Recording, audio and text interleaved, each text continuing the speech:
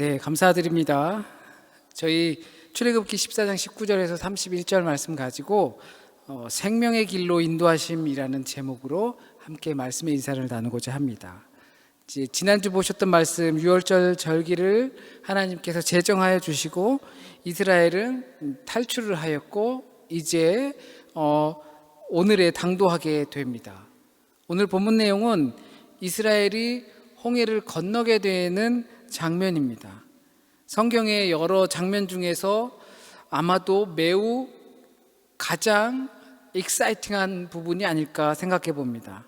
바다가 갈라지고 그리고 바다를 건너는 것은 우리의 상식의 틀을 벗어나는 것이기 때문에 이 부분을 아주 독특하게 보지 않을 수 없습니다.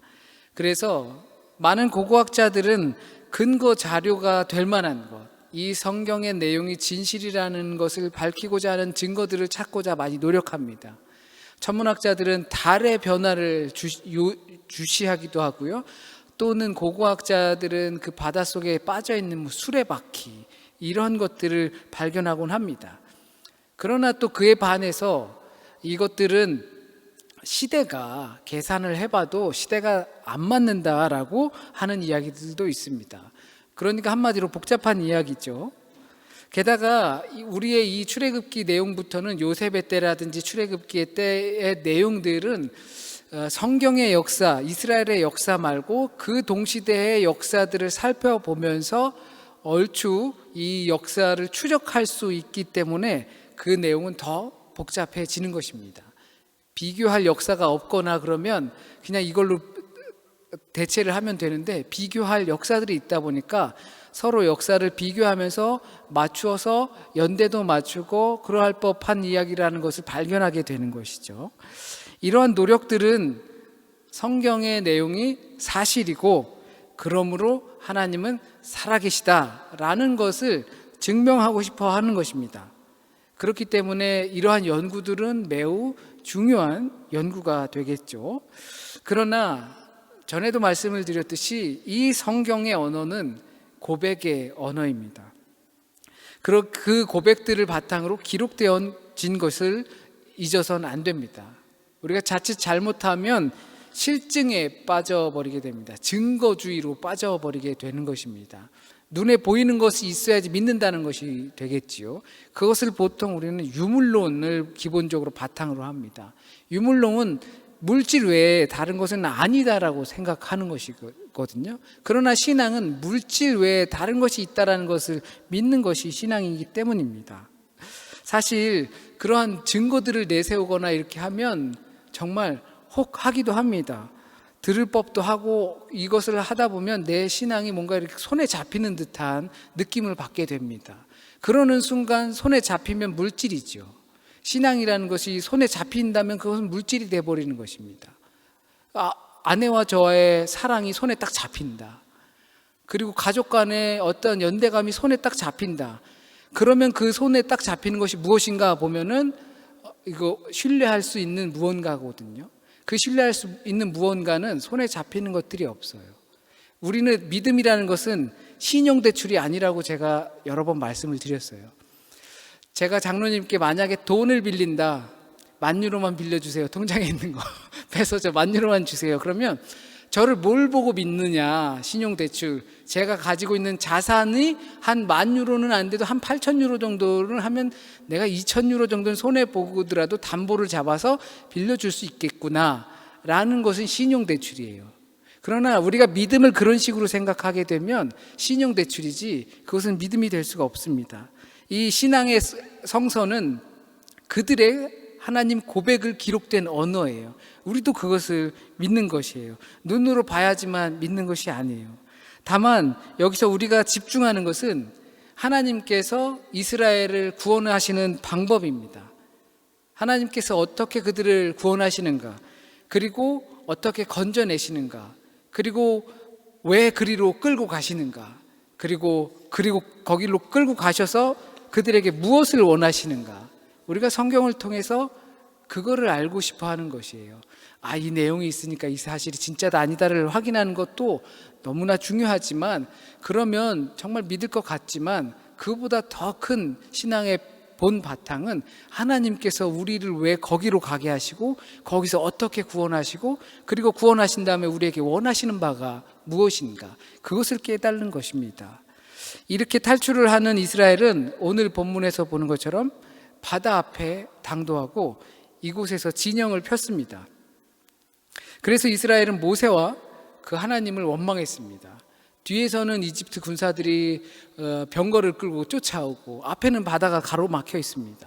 이 상황에서 원망하지 않을 사람은 없죠.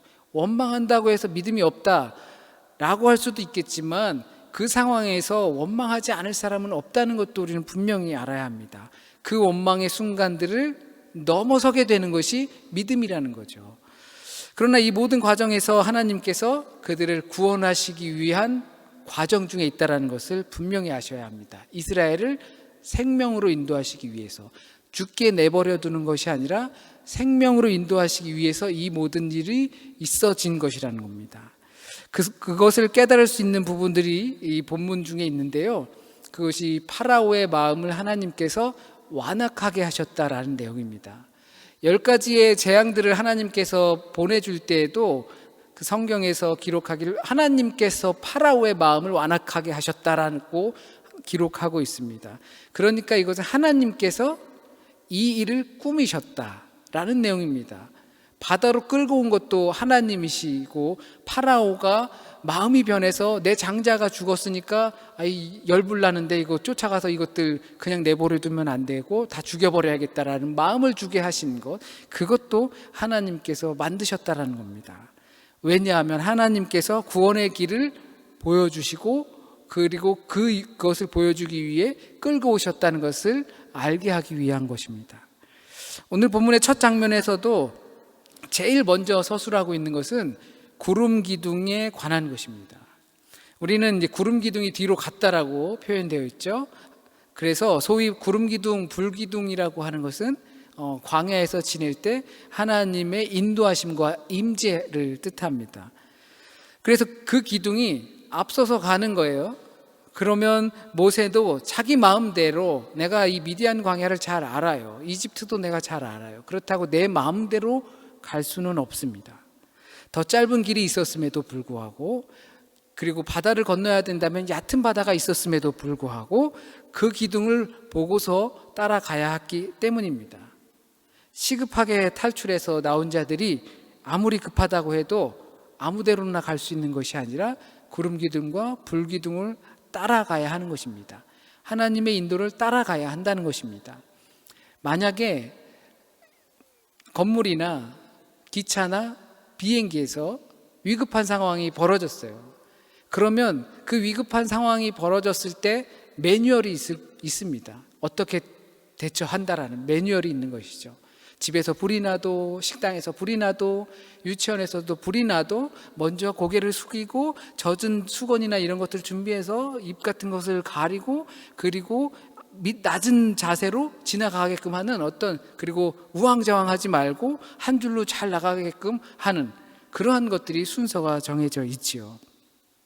이런 위급한 상황이 발생하면 그런 매뉴얼이 있는 것처럼 광야로 나온 이스라엘, 이집트를 탈출해서 광야로 나온 이스라엘은 하나님의 인도하심을 따라가야 하는 매뉴얼이 있는 것입니다. 그 매뉴얼이 구름 기둥이고 불 기둥인 것입니다. 내 마음대로 가야지라고 하면 뛰쳐나오고 급해 도망가자 이렇게 되버리면서 우왕좌왕하면 피해는 더 심각한 상태가 된다는 것입니다. 그래서 이 구름 기둥과 불 기둥은 하나님께서 그들을 인도하고 계시다, 내 마음대로 가선 안 된다라는 것을 보여주고 있는 것입니다. 그래야지 우리가 구원의 길로 인도되기 때문입니다. 우리가 나름대로 신앙생활을 편하게 할 수 있는 것은 하나님께서 이와 같이 이미 보여주고 가르쳐주고 계시기 때문입니다. 우리는 광야에 놓인 이스라엘처럼 매뉴얼대로 가면 되는 겁니다. 우리의 상황 속에서 위기가 닥칠 수 있고 어려움이 닥칠 수 있습니다. 그럴 때 우왕좌왕 내 마음대로, 내 급한 대로, 시급한 것부터 하게 되면 피해는 더 커진다는 사실을 우리가 분명히 알아야 합니다. 이스라엘은 눈앞에 구름 기둥 보이고 불 기둥 보이고 그것만 따라가면 되지만 그것도 불안할 거 아니에요. 기껏 잘 가는 것 같더니 바다로 데려왔어요. 그러니까 얼마나 원망이 있고 하겠습니까? 그러나 우리는 눈앞에 이런 가시적인 하나님의 인도가 보이지 않아요. 그래서 더 불안한 것 같지요. 하지만 성경을 통해서 우리에게 말해 주신 것이에요. 하나님의 말씀을 따라서 그 인도하심을 따라서 가게 되면 끝이, 결과가 무엇인지 너희는 잘 알고 있지 않느냐라는 것입니다. 하나님의 인도하심을 따라서 가는 것이 무엇인지 보여주셨기 때문에 어떻게 가는 것이 하나님의 인도하심인지 우리는 굳이 왜 내 눈앞에 보이지 않는가 고민할 필요가 사실 없습니다. 그래서 이 이스라엘의 여정은 하나님의 인도하심입니다. 하나님께서 파라오의 마음을 완악하게 하셨고, 하나님께서 이들을 바다로 이끄셨고, 그리고 그것에는 이유가 있다라는 것입니다. 보여주고 싶은 게 있다라는 것이죠. 서프라이즈 할 수 있는 것이 그 순간에 있기 때문에 하나님께서 그들을 인도하시고 또한 우리를 인도하시는 겁니다. 먼저 보여주고 싶어 하시는 것이 뭐냐면 내가 너희를 보호하고 있다라는 것입니다. 인도하심과 보호하심입니다. 구름 기둥이 이제 뒤로 갔습니다. 하나님은 이것을 내가 너를 보호하신다는 상징으로 보여주시는 겁니다. 뭐냐면 이 구름 기둥이 진영 사이로 갔는데 어디 진영이냐면 뒤에는 이집트, 그리고 앞에는 이스라엘 진영이 바다 앞에 진을 쳤습니다. 앞으로 가던 구름 기둥이 뒤로 가서 이스라엘 뒤로 이집트 앞쪽에 서게 됩니다. 그래서 성경은 그것을 말하기를 이집트 쪽에 어둠이 닥쳤다, 어둠이 밤새도록 닥쳤다라고 이야기를 하고 있습니다. 하나님께서 그 진영을 캄캄하게 하신 것입니다. 여기에는 이집트가 더 이상 전진할 수 없게 만든 것입니다. 쫓아가서 그들이 바다 앞에 당도했을 때 그들을 죽이거나 어떻게 할 수 있는 방법이 없게끔 이집트에 어둠과 흑암을 주었기 때문에 이집트는 더 이상 한 발자국도 갈 수 없었다라고 하는 것입니다. 이것은 단순한 보호하심이 아니라, 말로만 하는 보호하심이 아니라 실질적인 하나님의 보호하심을 뜻합니다. 하나님께서 그렇게 하신다는 겁니다. 불평불만하다가 이제 모세가 건너가야 한다고 하니까 건너가긴 하는데, 이거 건너가다가 죽느니 차라리 이집트로 가서 내가 잘못했습니다, 다시 한번 잘 살게 해주세요, 노역을 해도 잘 받겠습니다 라고 마음먹은 사람이 왜 없겠습니까? 북에서 남으로 넘어온 사람들 중에서 잘 살다가도 마음에 안 들어서 옛날에 가면은 거기 차라리 배급도 주고 여기서 막 욕먹고 이러는 것보다, 너 빨갱이지 뭐 이러는 것보다 내가 북으로 가서 다시 사는 게 낫겠다 하는 사람들 있잖아요. 그래서 다시 가죠. 저희 동독과 서독이 통일했을 때도 그런 상태가 있었잖아요. 그래서 뒤를 돌아본 사람이 왜 없겠습니까? 이스라엘 진영 중에 뒤를 돌아봤더니 상황이 어때요? 캄캄해요. 캄캄해서 그들이 무슨 생각을 했을까요? 하나님께서 저들을 깜깜하게 하셨구나 라고 생각했을 것 같지 않아요. 왜 이렇게 깜깜해? 저기는 저기 뭔 일 났나 봐. 왜 이렇게 깜깜해? 어둡고 컴컴해서 저기는 못 가겠네. 갈 데는 여기밖에 없네. 그냥 죽으나 사나 한번 가보자. 이렇게 한 사람들이 왜 없겠습니까? 또 보여주시는 것은 마른 땅입니다. 이집트를 탈출하면서 이스라엘이 한 거라고는 그냥 걷는 거예요. 무거운 짐이 있을 수는 있겠지만 그냥 걷기만 하면 되는 것 뿐이었습니다. 그런데 심지어 바다도 건넜는데 그 바다를 어떻게 건넜냐면 육지처럼 건넜다라고 해요. 마른 땅을 건넜습니다. 장로님도 서해안 바닷가에서 좀 살아보셔서 아시겠지만 저도 서해안 바닷가에서 살았는데 물이 빠지죠. 물이 빠지면 뻘이 생겨요. 동해안은 그런 뻘이 없다고 하지만 물이 빠지면 뻘이 생겨요. 그러면 금세 또 물이 들어오거든요. 이것이 아무리 조서 간만차가 길어가지고 오랫동안 물이 빠져 있어도 뻘은 쉽게 마르지 않거든요. 해변은 이렇게 조금 금세 햇빛이 강하고 그러면 마를 수 있을 거예요.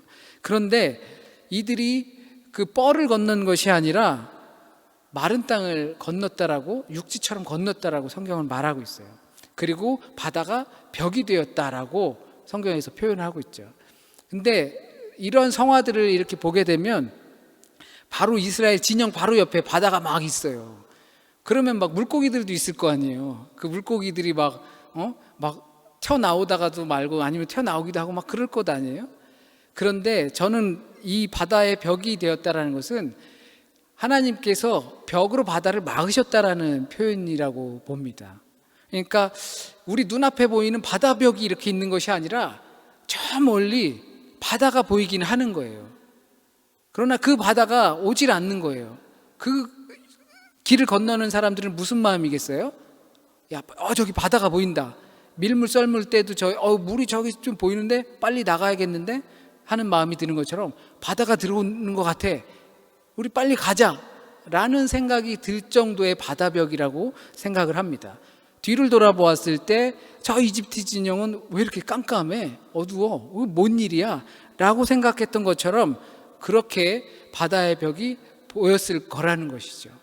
그리고 이스라엘들이 건널 때 처음엔 바다였는데 어느새 육지가 되어서 길이 있는 거 보니까 그들이 생각하기로는 하나님께서 만드셨다라는 것이 아니라 여기 길이 있었네. 이걸 왜 못 봤지? 라고 생각했을 확률이 매우 높다고 생각을 합니다. 우리가 그러한 신앙으로 생활하고 있다는 거죠. 우리에게 닥쳐온 하나님의 놀라운 일들과 기적들이 하나님의 일하심으로 대하는 것이 아니라 내가 이걸 왜 몰랐을까? 왜 못 봤을까? 눈에 뭐가 씌었었나 보다 라고 생각한다는 것입니다. 이게 웬일이래? 여기 길이 있었네. 그 정도로만 생각한다는 것입니다.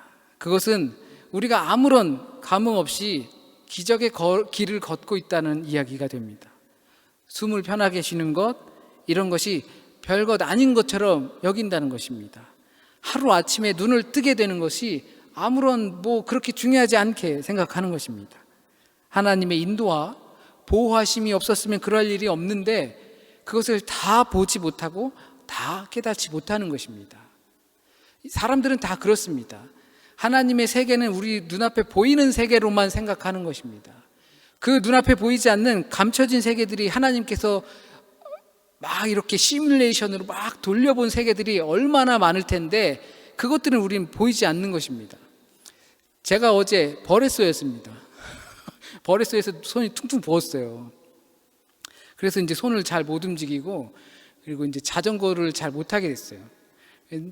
이 이야기를 왜 하냐면 제가 오늘 아침에 생각하기를 지난주도 이서가 집에 있어서 제가 자전거를 제 마음대로 못했어요. 운동을 마음대로 못했어요. 지난주는 서루가 또 집에 있어서 못했어요. 근데 마음 먹기로는 돌아오는 주에는 자전거도 좀 타면서 운동을 좀 할 시간을 가져야겠다라는 생각을 했는데 손이 다쳐가지고 아침에 생각해보니까 하나님께서 왜 자꾸 나를 자전거를 못하게 하시지? 운동을 못하게 하시지? 이런 생각이 들었어요. 그런데 우리는 눈앞에 보이는 나타난 현실만 생각하잖아요. 감춰져 있는 하나님의 시뮬레이션은 우리는 보지 못하니까 상상도 못하고 알 수도 없는 거예요. 하지만 우리 눈앞에 보이는 것만 생각한다는 것이죠. 그것이 나타난 것이 심지어 기적 같은 일인데도 그 기적을 보는 것이 아니라 내가 왜 못 봤을까? 내가 조금 둔했었나 보다. 이렇게 생각한다는 것입니다. 또 하나님께서 세 번째 우리에게 보여주기 원하시는 것은 이집트를 수장시키는 모습을 보여주기 원하십니다. 하나님은 이스라엘이 바다를 건널 때 마른 땅을 건너게 하셨습니다. 이 이유는 이집트 군사들도 마른 땅을 건너게 하기 위해서이십니다. 만약에 바다의 벽이 눈앞에 이렇게 있었으면 이집트 군사가 아무리 그 길이 마른 땅이 되었어도 건넜을까요? 이스라엘 사람들은 모세를 믿고 갔지만 이집트 사람들이 갔겠냐 말이죠. 저 멀리 바다가 보니까 우리 빨랑 쫓아가서 저들을 잡자라는 마음으로 갔을 것이고 또한 마른 땅이었기 때문에 병거들이 갈 수 있었다라는 것입니다. 이 사실은 매우 감탄스럽기도 하고 매우 위협스럽기도 합니다. 이들을 그 바닷속에 하나님께서 수장시키기 위한 것입니다. 그것을 이스라엘에게 보여주기 위한 것이죠. 이집트로 상징될 수 있는 것들, 우리의 신앙으로 지금의 우리의 신앙으로 되돌아볼 수 있는 것은 이집트로 상징되는 것들, 수장시켜야 하는 것들, 하나님의 구원의 길로 통과해서 생명의 길에 도달하면서 우리가 버려야 하는 것들을 상징한다고 볼 수가 있습니다.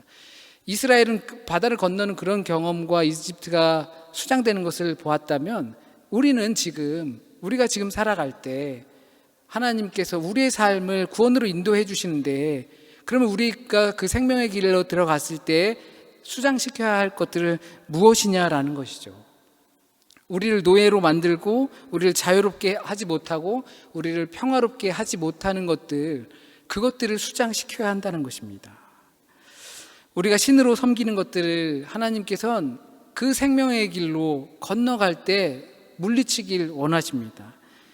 인생을 우리가 살면서 우리를 쫓아다니는 것들이 분명히 있고, 그리고 우리가 끌고 다니는 것들도 분명히 있고, 하나님을 대적하게 하는 것들도 있고, 그러한 것들을 이제는 그 길에 들어설 땐 작별하고 안녕 빠이빠이 짜이찌엔 하면서 생명의 길로 들어서길 원하신다는 겁니다.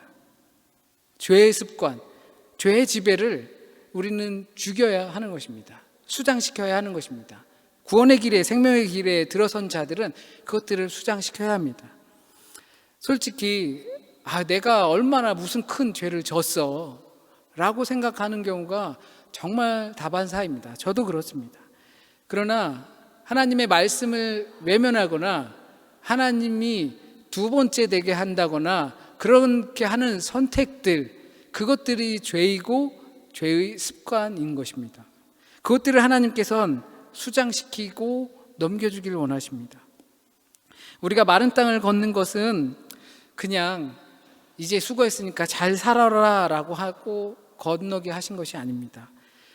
왜 그런지 우리는 그 드러난 현실만 알지만, 마른 땅을 걷는 것만 알지만, 왜 우리를 하나님께서 마른 땅을 걷게 하셨는가, 왜 내가 지금은 남들보다 조금 편안하고 좀 안락한 삶을 살고 있는가를 우리는 생각하셔야 합니다. 그냥 잘 살게 하려는 것이 아닙니다. 정리하라는 것입니다. 이스라엘 백성들이 내가 잘했나 보다, 따라오길 잘했네, 마른 땅을 다 걷네, 바다가 없어지고, 야 신기한 거 다 본다 라는 것이 아니라 이집트를 수장시키는 것을 보라는 것입니다. 그러니까 우리도 역시 하나님께서 조금은 편안한 삶, 안락한 삶, 나는 편안하고 안락하지 않은데? 아닙니다. 우리는 분명히 편안하고 안락한 삶을 그전보다 누리고 있습니다. 하나님께서 그렇다면 우리에게 왜 그렇게 하시는가?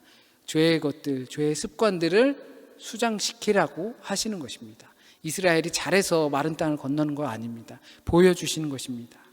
그래서 신학자들은 이 순간을 세례받는 것으로 이해를 합니다. 물에서 건져 나오는 거죠. 우리에게도 이와 같은 성령 세례가 필요하죠. 우리 눈의 세례를 받아야 하고, 마음의 세례를 받아야 하고, 생각의 세례, 입술의 세례를 받아야 합니다.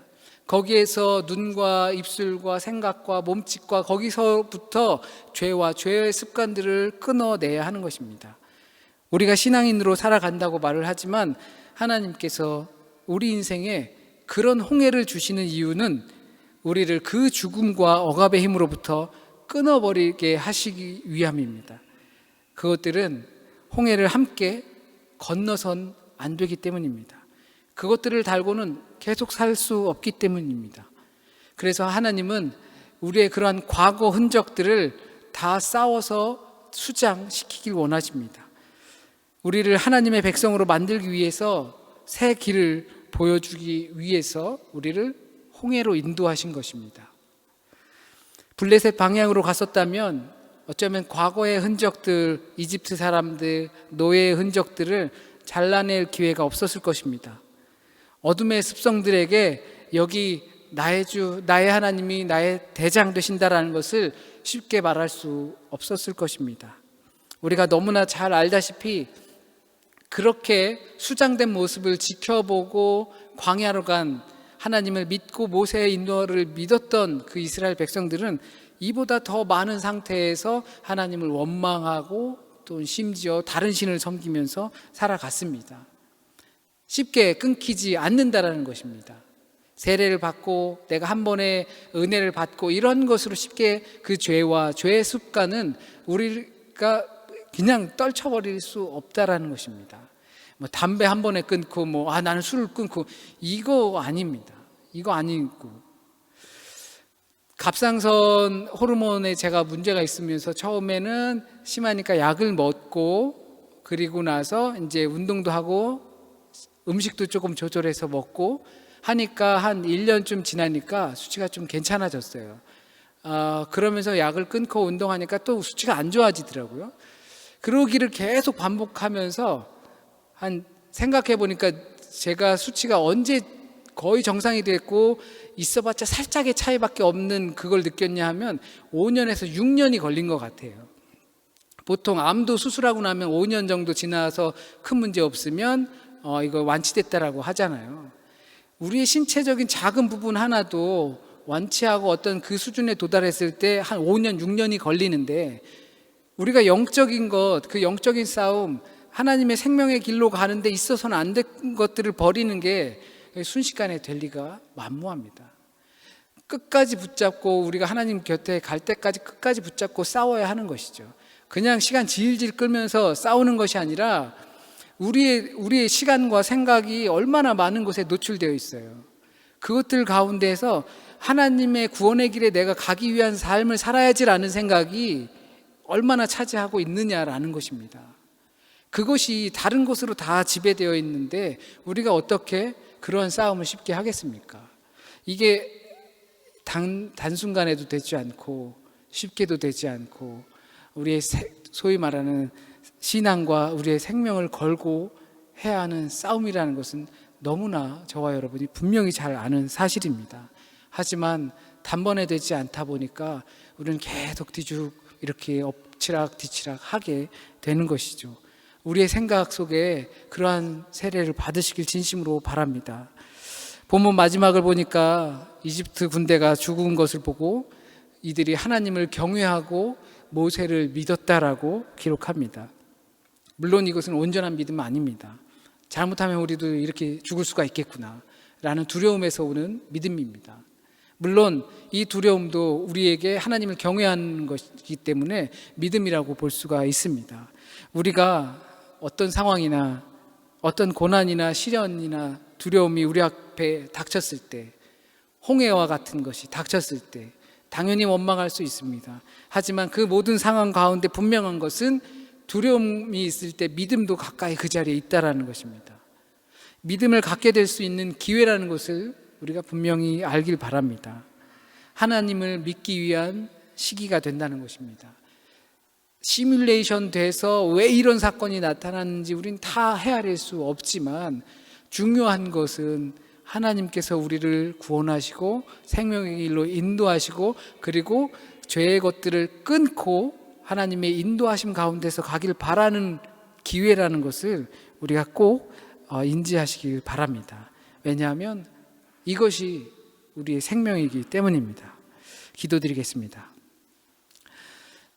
사랑의 하나님, 우리를 또 온전케 하시는 주여, 우리는 부족한 주님의 자녀입니다. 연약한 주님의 자녀입니다.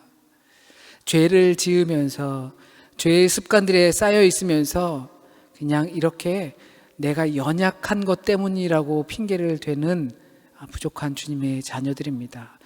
우리를 자녀 삼아주신 것은 우리가 잘했기 때문이 아니라 하나님께서 우리를 강권적으로 택하셨기 때문임을 믿고 고백합니다. 하나님, 우리가 이 시간 정말로 생각하기 원합니다. 하나님께서 우리에게 보여주시길 원하는 것이 있고 그것들을 통하여서 우리에게 원하시는 바가 있음을 생각합니다. 하나님, 우리는 전부 다 알 수 없고 우리에게 기적과 같은 일들을 보여주심에도 불구하고 다 헤아릴 수 없고 어찌 된 일인지 모르지만 정말 다행인 일이다라고 생각하는 것이 고작입니다. 그 가운데에서 우리에게 닥친 상황들이 하나님을 믿기 위한 그 기회임을, 두려움이 믿음의 길로 갈 수 있는 기회임을 하나님 깨닫고 또 발견하고 찾아갈 수 있도록 인도하여 주세요. 혹시라도 이 시간 잘못 전해진 말씀이 있으면 하나님 우리와 함께 해 주셔서 주님의 말씀만 남게 하시고 우리가 꼭 들어야 할 말, 우리가 꼭 찾아야 할 말씀만 듣고 찾게 하여 주셔서 뿌리 내리고 열매 맺게 인도하여 주세요. 한 주간의 삶도 주님께 맡깁니다. 주님께서 온전하게 인도하심을 믿습니다. 주 외에 다른 주인 없고 우리의 왕 되시는 분은 예수 그리스도뿐이라는 것을 고백하는 한 주간이 될 수 있도록 하나님 인도하여 주세요. 또한 지금 아픔과 병상에서 또는 근심과 어려운 상황 속에서 있는 모든 주님의 자녀들, 주님을 만나게 하시고 주님을 부르짖을 때, 주님을 찾을 때 주님께서 함께 하심을 믿고 의지할 수 있게 하여 주세요. 모든 말씀 우리 주님 예수 그리스도의 이름으로 기도드립니다. 아멘.